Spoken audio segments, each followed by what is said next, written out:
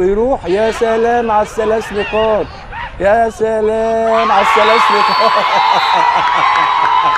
يا سلام على الثلاث نقاط. الواد مصطفى فهمي اللي نزله ميدو، مصطفى فتحي اللي نزله ميدو قعد وقوم عصام الحضري وحط هدف جميل. ولسه بقول الزمالك مصمم.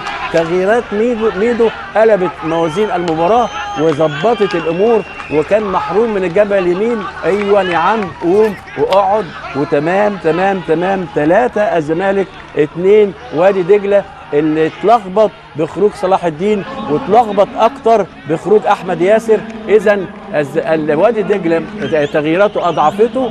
بصوا يا عمرو حضر ما حصل فيه كده، ولد ولد ولد ولد ولد ولد 3 اهداف يعني. يا ساتر يا ساتر يا ساتر يا ساتر. 3 اهداف جمال جمال، وفي مباراه جميله جدا جدا جدا. ينزل مصطفى فتحي يغير شكل مباراه.